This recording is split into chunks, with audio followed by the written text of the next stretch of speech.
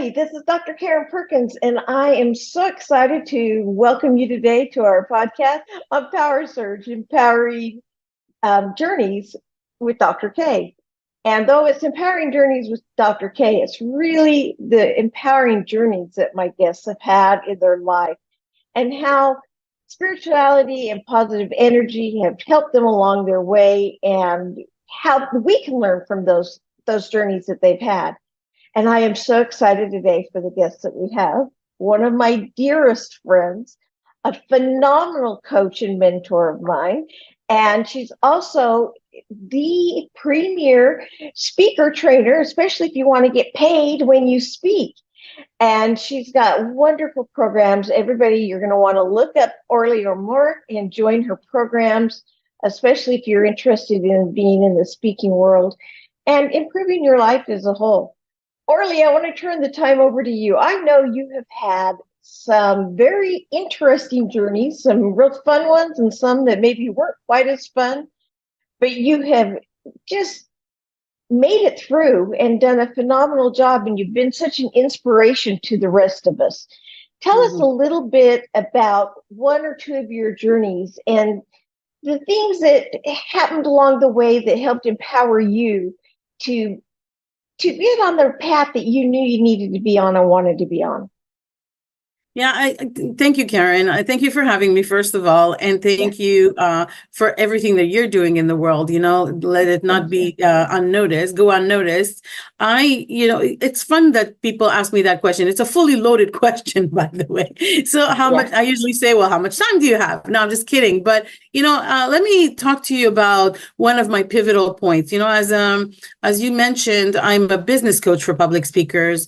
And I'm the only one in the world that guarantees they'll make $150K their first year in public speaking, or I work with them until they do. The question I get very often is, how did you get started? Right. And it's kind of funny because I was in property management for 25 years and I spoke in that realm for a long, long time, all over the country. And one day, one of my girlfriends asked me to speak at a women's shelter. And I said, what do you want me to speak about? Property management? And she said, no, silly. I want you to tell your story. And just like many others, I didn't want to tell my story. I was very adamant about not saying a word about it. And she said, I want you to come and tell your story. And I said, why? She said, because you have this bubbly personality and you, everywhere you go, people hug you, people who don't even know you hug you. And you live a lifestyle that most people dream about. So come and give these women hope. I said, no. I said, what do I have to do to get you off my phone? Because she has been calling me for 3 weeks and I was still adamant about not taking her calls anymore. I said, what do I have to do to just get you off my phone forever? She's like, for you to say yes. So I'm like, oh gosh, okay. Karen, we all have an annoying friend, and she's one of my dearest friends as well. And she was annoying. So I realized that she was not going to let go. And I basically said yes. And 3 months later, I was speaking at this women's shelter. I'll tell you my story in a minute, but it's very important to understand my pivotal point there. And what happened was that I spoke, and after I got, there was about 170 people there with the staff and the women that were there. And after I got done speaking, there was not one dry eye in the place. And when I got off the stage, which never happened to me before in property management, it's only problem solving. So when I got off the stage, there was more like love and thank you for coming, thank you for sharing, thank you for giving me hope. And there was one lady there that came up and she was crying profusely. We could not stop her from crying. And I said to her, I said, you need to calm down. She said, you don't understand. I said, no, I do understand, sweetie. You're hyperventilating. Breathe. And she said, no, you don't understand, until she yelled at me, no, you don't understand. And mind you, this is my first motivational speech, right? So I really was taken aback. And I'm telling you this, and I'm getting goosebumps because she took a piece of paper out of her pocket and she showed it to me. And she said, you see here, this is how I was going to kill myself this morning. And I have to tell you that I don't remember my drive from my house to the shelter because, you see here, that's not where I was going. But I heard you speak and I want to live. I just need you to show me how. And I couldn't hold it together anymore. I was crying now. Everybody around us was crying. It was so moving. But in my head was not like, oh, wow, you just saved a life. I mean, it was not, wow, this is just so cool. No, it was, oh my God, you just saved a life. And that's when I realized the power of sharing our story and the power of our public speaking world.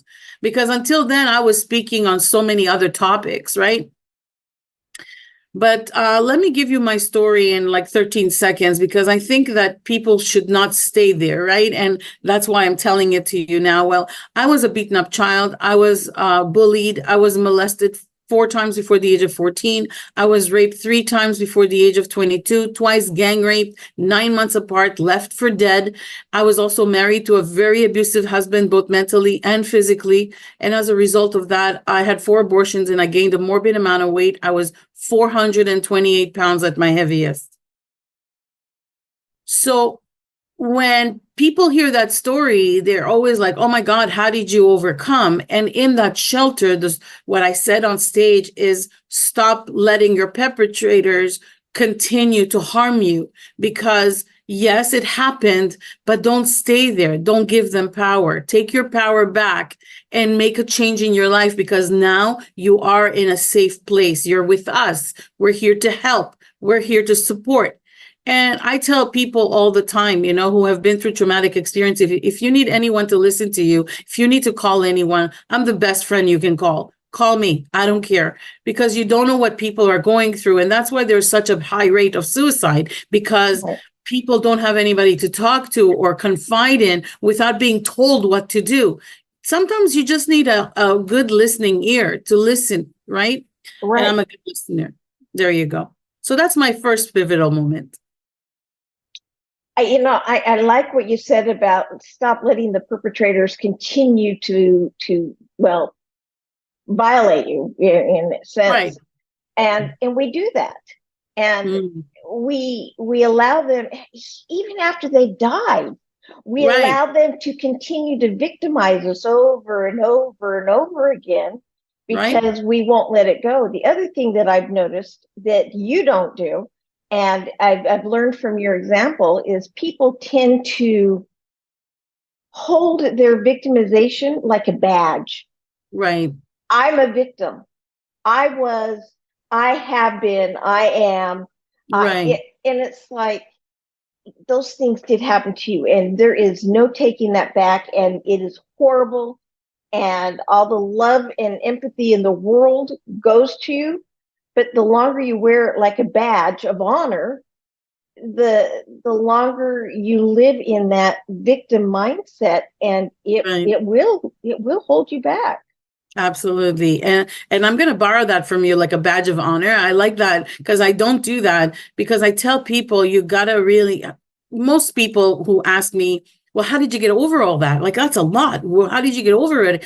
And first of all, I don't think about it as a lot, because I know a lot of people that have been through worse, but it's not a competition of who's been through worse or who's been through more. And the uppers, right? The uppers. Oh, you were raped 3 times. I was raped 4. It's like, there's no point in that. There is no competition of story, but your story, in sharing that story without playing the victim, there's contribution. You don't know whose life you're going to change. You don't know who's in the audience. That's why you need to share your story. And storytelling needs to be very methodical. And I'll tell you why I say that, because a lot of people want to tell their story because their story is so big and so nice, and oh my God, I want to change the world. But as long as you're living in your story, you're going to use the stage as a therapy. And that is a no-no, because the audience does not need to feel your pain. They have their own pain. You got to bring them out of that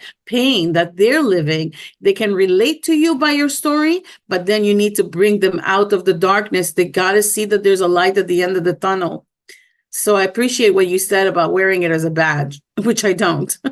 No, you don't. Yeah, and that's one of the things I respect and admire about you, is that you're very straightforward, that yes, these things happened. And yes, I learned a lot. You've never said, "Oh, I'm glad they happened." And there are people that will say that, and it's like, I'm sure we all wish it hadn't happened, but you've used it to help other people, and you've used it as a stepping stone in your journey Right. to moving forward. Absolutely. It's funny that you said, people said I'm glad it happened to me.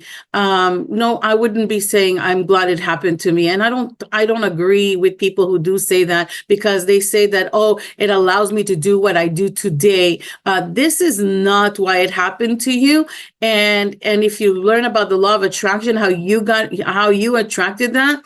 Sometimes when I teach the law of attraction, people tell me, well, how did you attract that? It's not that I attracted, not the physical aspect of it. What I attracted is the feelings of fear, of victim, of all of that from something else. So you know what the law of attraction did? It attracted more of the same feelings. So let's say somebody stole a lot of money from you and you feel victimized by that. So and you stay there and you attract more of it. You will get more stuff that will victimize you. Of course, we don't say that, oh, I attracted the cancer, or I attracted the health issue, but I attracted fear, or I attracted something else. And so when we talk about it, everybody thinks it's woo-woo. It's not woo-woo, but at the end of the day, people need to stop using that as this is why it happened, because this allows me to do what I do today. No, it allows you to tell the story. And if you tell it matter-of-factly, instead of seeking the healing from the stage, then you'll be better off and spread a good message. Right. And it's something that you said about, you just don't think about it, you don't focus on it. Right. One of the quotes that my husband Darwin says all the time is, that which we focus on expands. Exactly. And with the law of attraction, that which we focus on expands. And if we focus on fear, it expands. If we focus on love and on forgiveness, and you know what? Sometimes forgiveness isn't necessarily for the other person. Sometimes we have to forgive ourselves. Ourselves, absolutely. And we feel like, oh, we did this, we did something to make it happen. And you know what?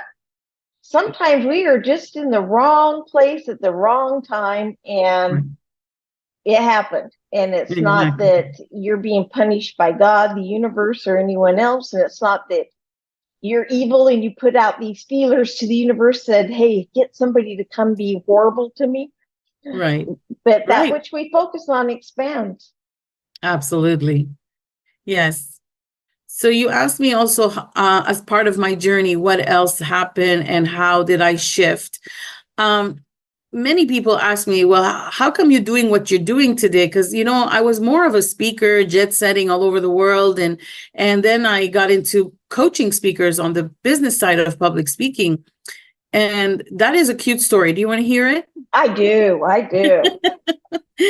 So I was traveling the world and really living out of a suitcase. I was not married. When you're single, you do a lot of great things, and then things happen that you can't do. So I was traveling, and then I had a house in Florida where I invited a few of my friends who are speakers for a barbecue at my house. I had a pool. It was beautiful. And so here we are at the pool, but let me regress. In that year, which is 2010, in the beginning of the year, I told my business coach that I would like to impact the lives of 200 million people around the world. And we decided that it's going to be by 2025, because he told me to put a timeline on it. So I did. And I remember two quotes. One is by Les Brown, "The how is not your business." I literally live and build my businesses through that quote, "The how is not your business." And then the other one is by Sir Richard Branson, "When an opportunity knocks, say yes, figure it out later." And really, by all my businesses, I've built under these two mantras. But then, like I said, I invited those in May of 2010. I invited a bunch of my friends who are speakers to my house, and we were just having fun. I was in the pool and I was listening to their conversations, and they were complaining about not making money in this business. Events don't pay, and so on and so on. And I said, guys, what are you talking about? Minimum wage in public speaking is $150,000 a year. They all looked at me like, what? What are you talking about? Orly, some of us make 50, some of us make 60, some of us 80. 100, that's pushing it. 150, you're out of your mind. So I said, okay, you do you, I'll do me. They hate when I say that. And in my head, I was thinking, well, thank God I didn't tell them that I triple that. Because then in my head there was a cartoon playing. You know me, I love cartoons. In my head, what was playing was one of those cartoons where they shove me in the pool, they take over the house, they take over the dogs. So it was kind of playing that, oh, we're gonna take over. and so I left it alone. And a few weeks later, I was already traveling to Europe. I had like 7 countries to do. And then after that 7-country tour, I had to come back to Arlington, Texas, and where I was speaking. In the break room for speakers, they have this lounge where you can have some tea and whatever. I was jet lagged, so I really needed some refreshment. And I'm just standing there. And these 3 guys come over to me, and one of them says, "Aren't you Orly Amor?" I said, "Yeah, do I know you? Sorry, I don't remember." They said, "Oh no, we don't. We've never met before, but we've seen you on the circuit." I said, "Oh, okay." Then, of course, we started chatting like normally we do with other peers, and we just network. And after about 10 minutes, one of them says to me, "I'm just curious, how did you get this gig?" I said, "I don't know. I called. I told them what I speak about. They paid me, and I'm here." They all looked at me like if I had 3 heads. "You got paid?" And I said, "Oh my gosh, what did I do?" Right? I said, "You guys didn't?" They said, No, we didn't get paid. We got our expenses paid, but we didn't get paid." I said, "Oh no, I got paid and I got my expenses paid." So they said, "Well, we want to know how you did that." And jokingly, because I wasn't even coaching at the time, and jokingly I said, "Well, if I tell you, I'm going to have to charge you." But I was just kidding. And before I could say just kidding, they said, "Okay, name your price." And I said, "What? Oh, I'm sorry. No. Hold on." But what I want you to know and your audience to know is that until that moment, I didn't know that speakers did not get paid. It was all brand new. That was like my aha moment. That's another pivotal moment, because I went to see the event planner afterwards. And I said, "Listen, I think I screwed up. I told these 3 guys that I got paid to be here." And they all looked at me like if I had 3 heads. She's like, "Shh, you're the only one who got paid." Now, mind you, Karen, there were only 60 speakers there, and I was the only one that got paid. Wow. And I thought, why? Right? I mean, like I'm all about fairness. I'm all about justice. So I was like, why? She's like, "You're the only one who asked." And I'm like, what? What? What do you mean I'm the only one who asks? She's like, "Literally, you're the only one who asked for the money." I said, okay. So now what I learned was that there is also another problem in the industry. I thought, maybe speakers just don't know how to do the business side and don't think themselves worthy of getting paid. That was, and many people discount their worth. What do I mean by that? "Oh, you don't pay? That's okay." Right? They don't know what to say. That's the problem. They don't know what to say when somebody says, "We don't pay." And that to me is really sad, because it seems like we have them on both ends of the stick. One end is like, "Okay, I'll do it for free," and the other end is like, "I'm worth $10 million a minute." And you're Yeah, like, exactly. "Yeah, no, you're not. No, you're not. I love you, but no, you're not." No, exactly. Well, I get that a lot. Like when people tell me, "Well, how much do you get paid?" I said, "Well, between 10 and 20 K for a talk." And they'll go, "Oh, that's how much I should charge." And I'm like, well, when was the last time you got paid 10? And they're like, I never got paid." I'm like, okay, we need to start somewhere, but you're certainly not on that spectrum. There is an industry value versus my value, Orly value. It's not an Orly value. There is actually an industry value. But what I want to say by this, and this is the message, is don't devalue your knowledge, right? I don't know, and I'm talking to your audience right now. I don't know how old you are. I don't know where you've been, what you've been through. No matter what, you've paid for it. You've paid for it with money, time, education, blood, sweat, tears, aggravations, ups and downs, experiences. That's your intellectual property. Why would you give it away for free? It's Right. literally, when you let those perpetrators occupy any space in your brain, they're basically using real estate in your brain and they're not paying you for it. So you got to get them out, right? Evict Right. those no, those thoughts, and then think about what you've been through. A lot of people come to me and they say, "Well, I speak for free because I want exposure." I'm like, "You want exposure? Go outside. The sun will give you plenty." Right? I joke around with that because people are really devaluing their worth. And, our knowledge is something that we acquired and we really did pay for it. I have an MBA and a law degree. And I'll tell you this, I paid a lot of money for that education. I might not use it for anything really, but still, I paid for my education. And no, my parents did not pay for me. No, I did not get any scholarships. No, I did not have all those, you know, um advantages, if you will. I really had to work hard for this. So I tell people, don't give it away. Charge something. Ask them what their budget is. Enjoy the journey of building up to where you can be paid handsomely for your knowledge. And that's all I have to say about that. Amen, sister. And I'll just use 100 because it's a round number. When I started out with corporate consulting, it was like, and again, 100's just an easy round number. It started out 65 an hour, and I'm like, oh, that's quadruple what I've ever made before. Nobody ever makes more than that. And then I did several years, and then I was getting more, and then I was getting more, and then somebody offered me more. And then it got to a point where if somebody said they would give me under 100, I'm like, I can't, I can't afford to work for that. I can't. And they're like, what? There are people who will do it for 65. And I'm like, yeah, you're right. There are. And that's who you should hire if that's your budget.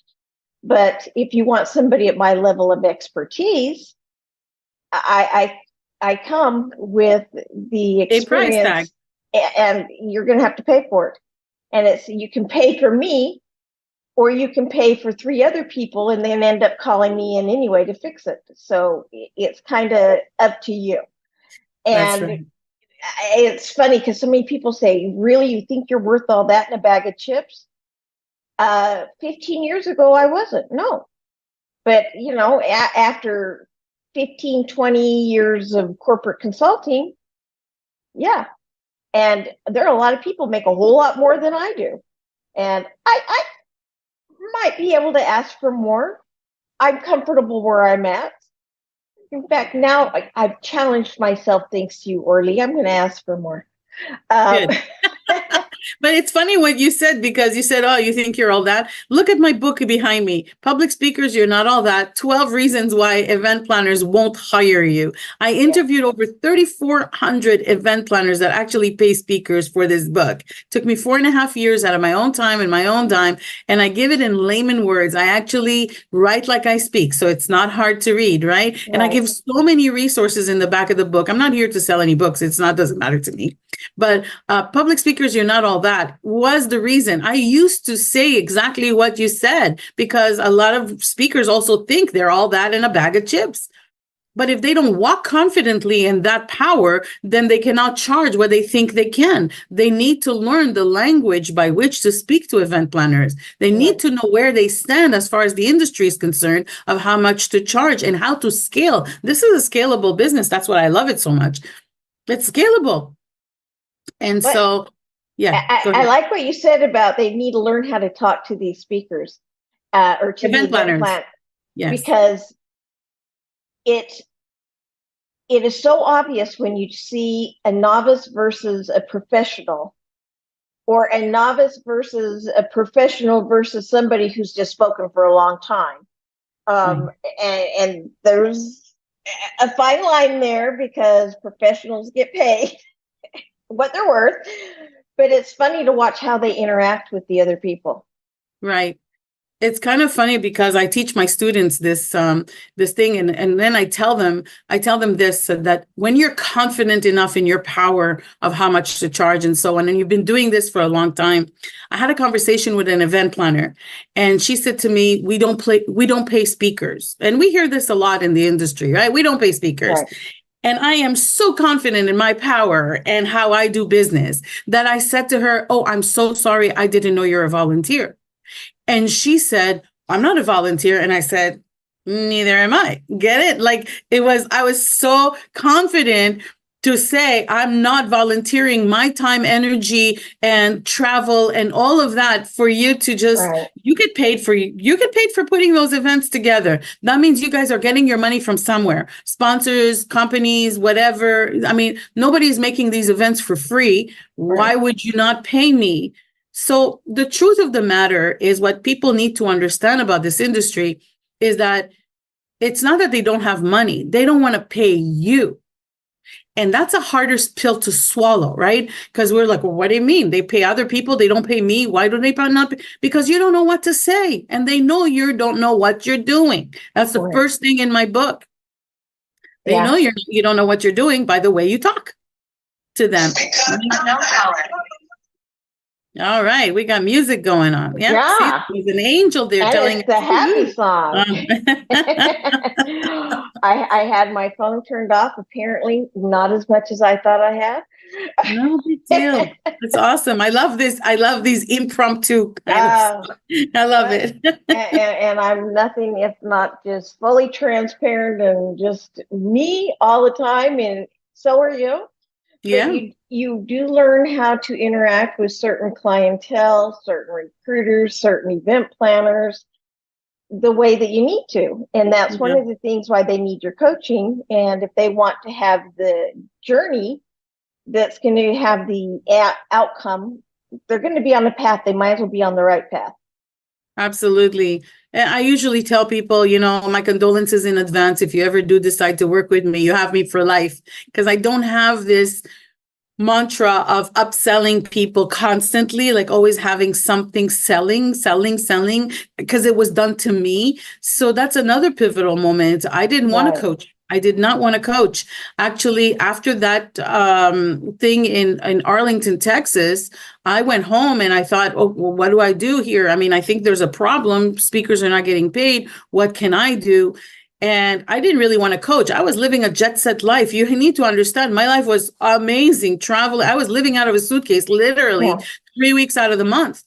And so my realization was when I basically wrote it down and I saw, oh, wow, maybe I call it the business in a box for public speakers, which I did. And then I called those friends that were at my pool few months before.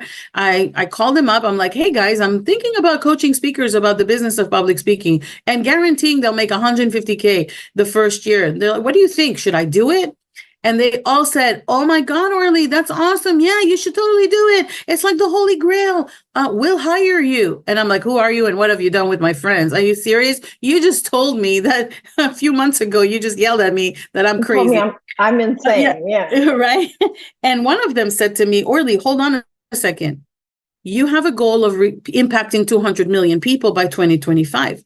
What if you coach speakers to get out there, to do the business? And who cares how much money they make, because there's a lot of money out there.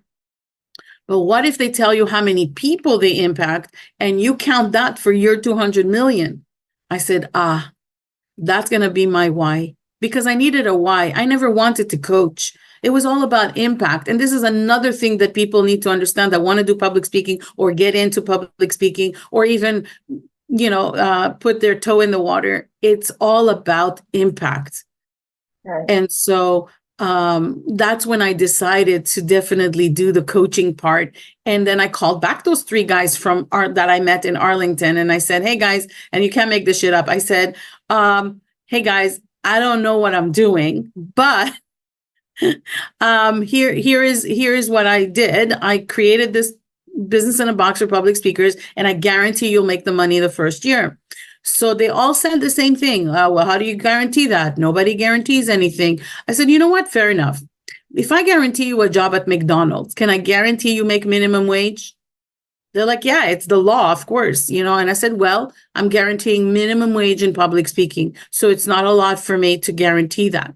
There are 64,000 events a day in America alone that pay speakers. I'm guaranteeing you'll make the money. So all of three of them hired me. And for the past 8 years, two of them are making between $300,000 and $400,000 a year. And one of them made 1.2 million in 2017. So it's and the lesson to be learned from all this is really that the opportunities are there. There's no lack of opportunity. There's lack mentality. Right.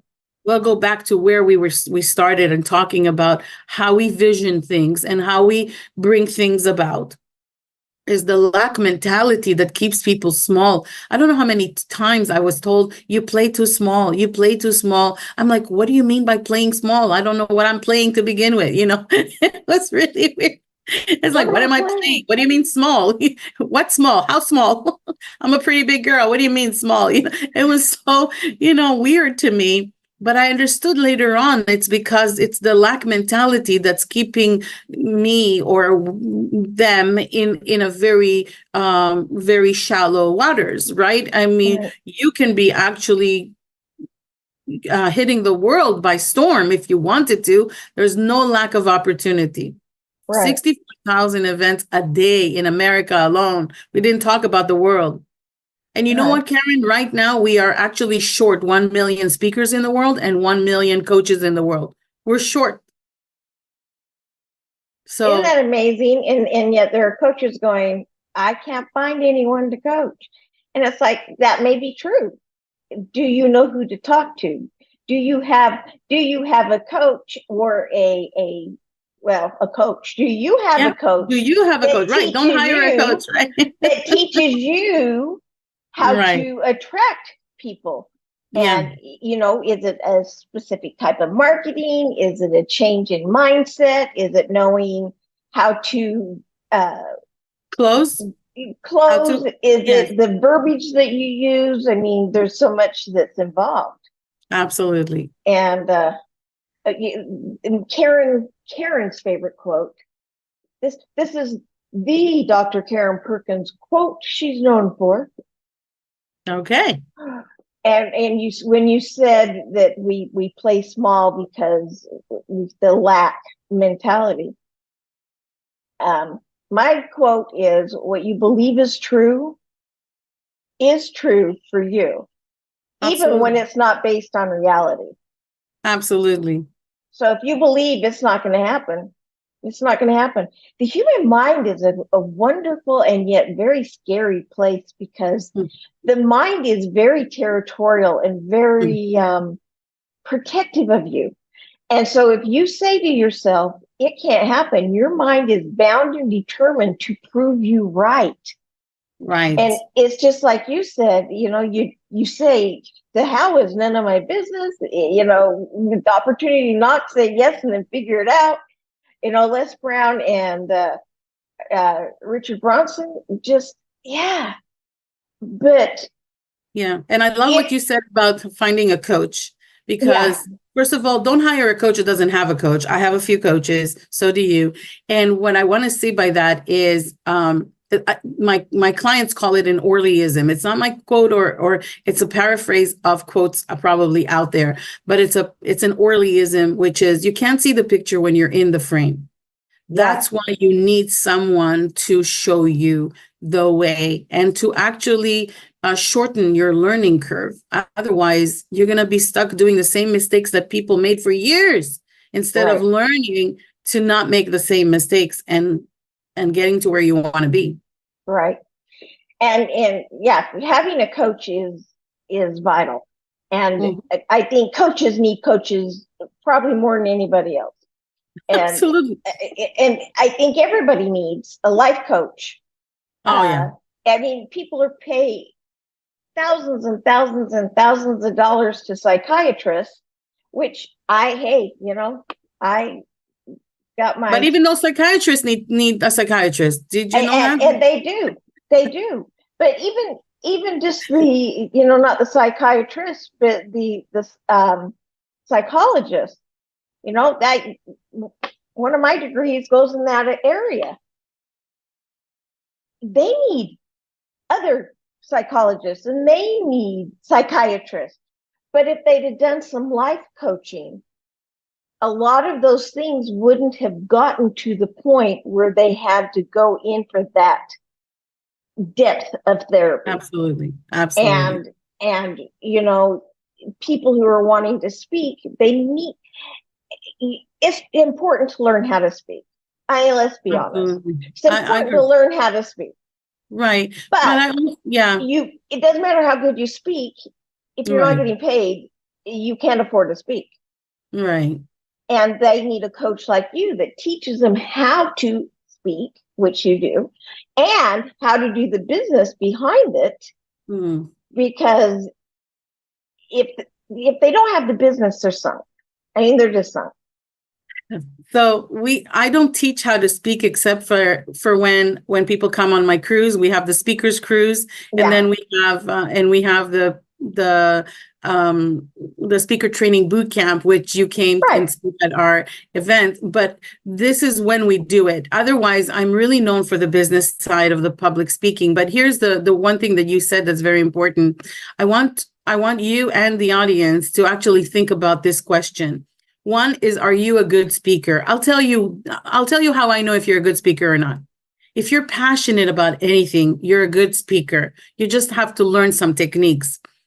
And how about your message? Do you love your message? Do you have a message that you want to spread with the world?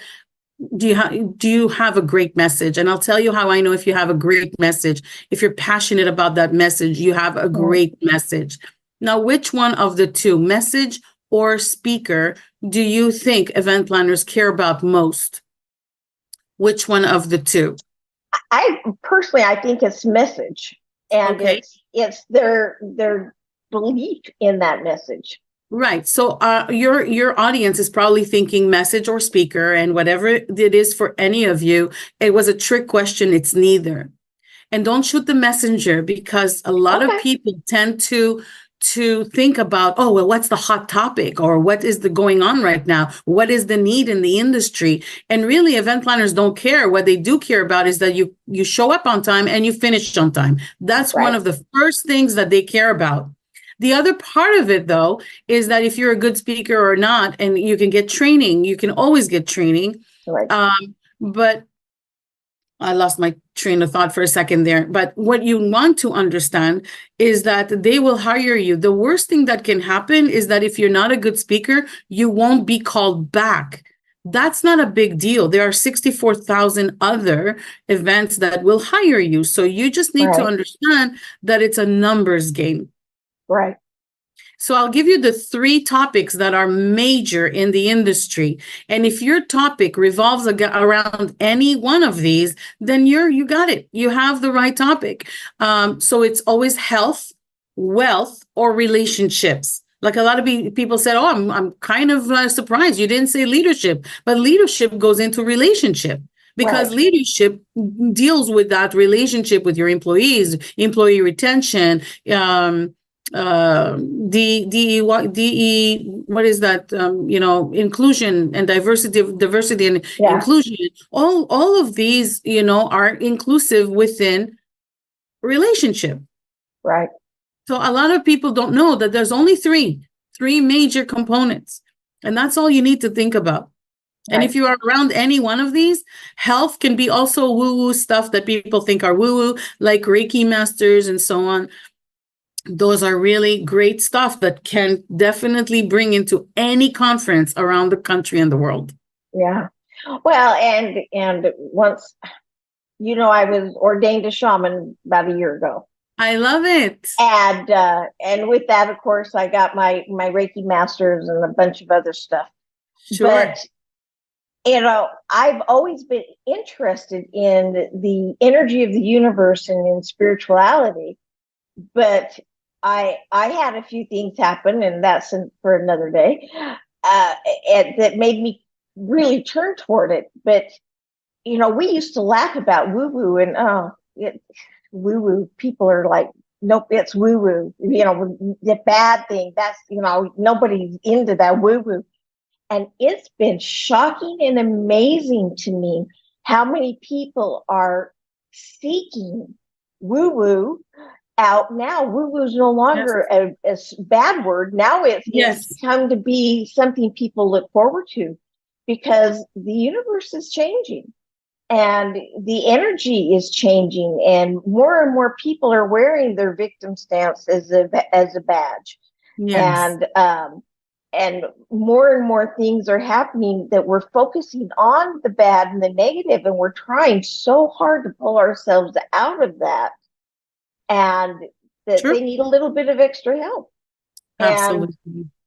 so, like you said, it doesn't matter what it is you're talking on, as long as it's something that you can talk on, that you feel adamant about, that you truly believe in, and something that touches your heart. And it's kind of like you're going back to your first presentation.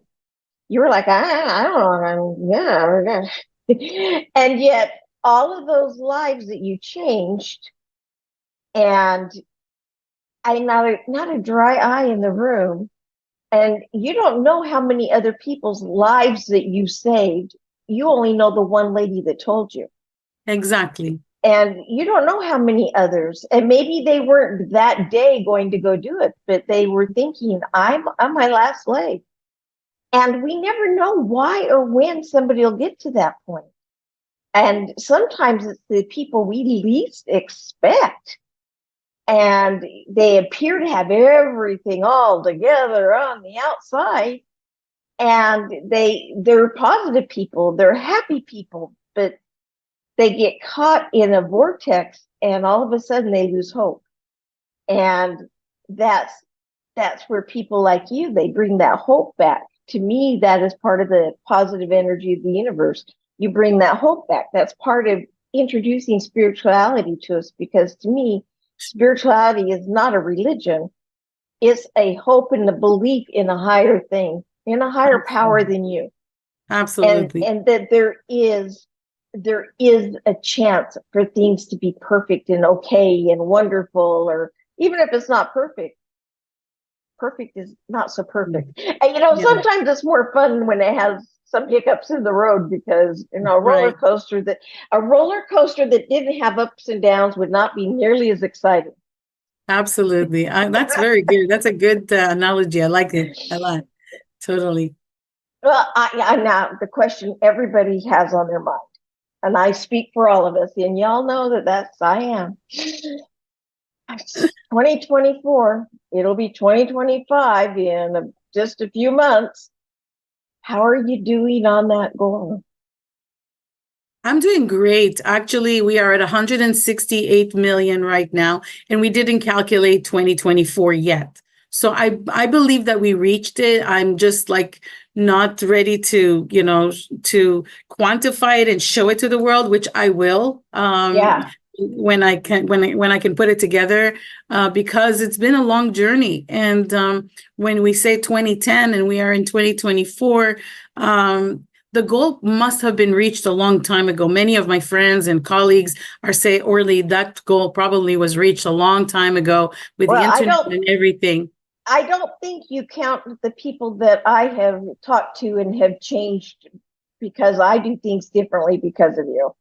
So, Oh, you got to so that's add, what I you mean. got to And then add a there's few more people in than few you more got, I thousands, think. right? Well, Yeah. what I want to say by that is that there's also a lot of people that didn't report, right? Like there's Right. other that they don't say what they're doing, how they're doing it.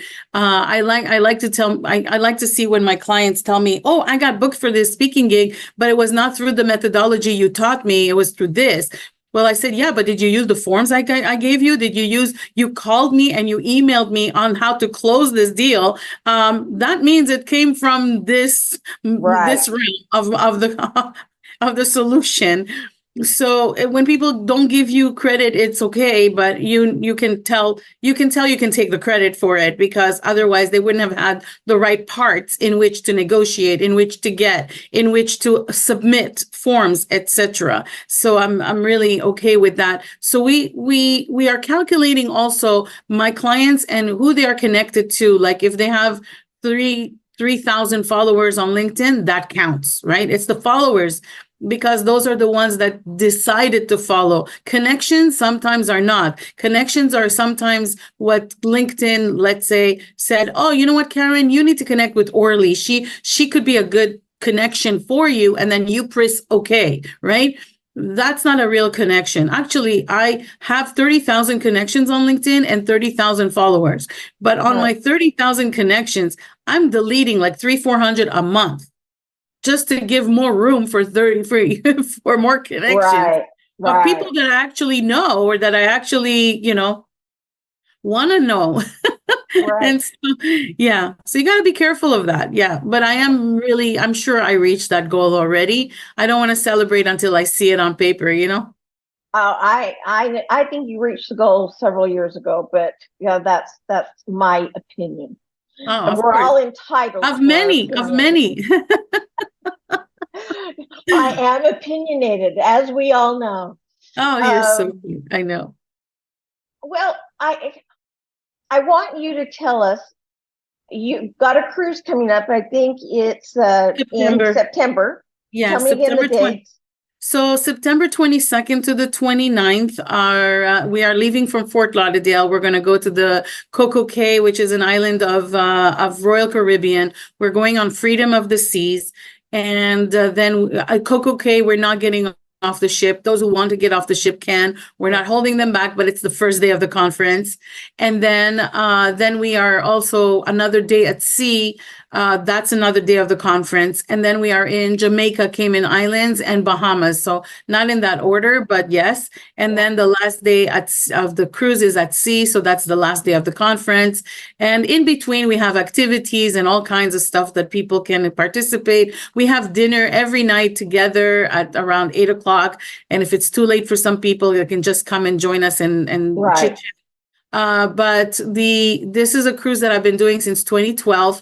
And it's called the Social Wow Factor because we bring the wow into our event. And it's called the Speakers Cruise. So again, 22nd to the 29th of September from Fort Lauderdale. It's a 7-night cruise. It's going to be fun. We're going to make it wow. And the transformation for speakers who want to be a part of the conference, the transformation from day 1 to day 3. Karen, you've been with me before. You saw the transformation of the other night and day. It was so beautiful. We all had tissue papers in our hands, all of us who were coaching. So Karen was one of our coaches, and it was really amazing. And so you got to understand that the transformation is fantastic. And you get to be on stage now between 6 and 20 times. So you're going to really hone on your craft and be confident. And also, by coming off this ship, you will have the status of international speaker, which is awesome. Yeah, there you go. Yeah, you're going on all these countries. That makes a big difference. Big difference. You can put international speaker under and we have the opportunity with BOA Studios. They're all coming on board. So they will have their equipment to film you as, to get your sizzle reel or your demo reel. You deal with them directly, but it's really affordable because we are paying for them to be on the ship. So it's super affordable to be there and get some testimonials from the attendees for you being on stage in front of people. It's going to be amazing. So I encourage people to come on board. Well, I encourage them to come on board. And BOA, oh my gosh, my sizzle reels that I've had them do for me are the best. And I know, mine too. I love them by a bunch of different people, but oh my gosh, theirs hands down are the very, very best. And I love those folks. Yes. And I know you do this every year. So if you guys, for some reason, like me this year, I had the prior commitment. I have a child turning 40 that made me promise I would do a trip with them. And so I'm doing a trip with them for their 40th birthday. That's a milestone. Yes. And that aged me, I realize. Yes. But you look fantastic. You're good. I am a very young child. Yes, you are. You're adorable. You know what? I'm 61 and I'm proud of it because the alternative was suck. Being dead just isn't what I want. No, exactly. Yeah, You look anyway, amazing. God bless you. thank you. But no, everybody, you do this every year, and it's not Yeah, always on this type of a cruise. You do different things in different places, and right. so how do they contact you to learn more about that and more about your coaching, your speaker training camps? Absolutely. So the best way is to follow me on social media because we give you the links to all these things, but Right. also meetorlyamor.com. So meetorlyamor.com will give you a complimentary 20 minutes with me. Get on my calendar. Let's talk about your journey, where you're going. Anything actually goes. You can just get on my calendar and let's talk about whatever you want. No strings attached. You really just, if you want some information, and then just follow me everywhere on social media. I am Orly Amor. What is She it? is. LinkedIn, Instagram, Twitter, TikTok, Twitter X, whatever you guys want to call it. Yes, And she's everywhere. got great posts. So you want to follow her if for Oh, no thank other you. reason to watch her posts. Yes, they're And fun. Orly, you truly are, and I say this, I'm not blowing smoke. You truly are one of my favorite people. I'll never forget the first day I met you. I felt like we'd been friends for a million years. And even with your coaching and things, I have to tell you that it was awe-inspiring because you were not only a mentor and a coach and someone I could look up to, but you were like a best friend that I wasn't afraid to tell the things that sometimes you don't want to tell a coach because you know you're going to get reprimanded. Because But you I'm a didn't hugger, so I hug. you didn't do what you told him you would do.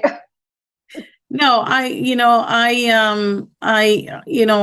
believe that people are on their own journey and where I meet them where they're at. This is what I hear from my clients as well. You meet us where we are. You never judge, you never scold, I mean, I'm not here to do that. I'm here to guide you.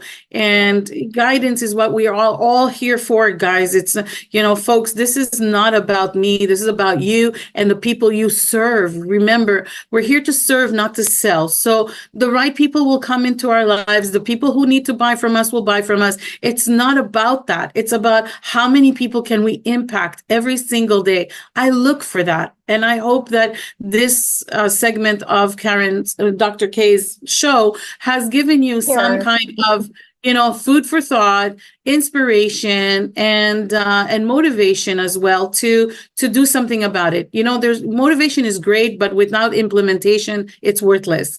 So if you learned one thing, implement it into your life and you'll be just fine. oh, that is fabulous. Thank you so much, Orly. And I said it right this Thank time. you. Immortal Orly. Oh, let's hope. You've been delightful, and I really enjoyed having you on the show. And I want to thank all of you for joining this week. And I look forward to seeing you in the next show. And we'll have more fabulous people like Orly Amor. In the meantime, go follow her on social media. Orly, Orly, Amor, Amor. And it's kind of like amore because you have to love her. And so, that being said, ciao for now. Ciao for now.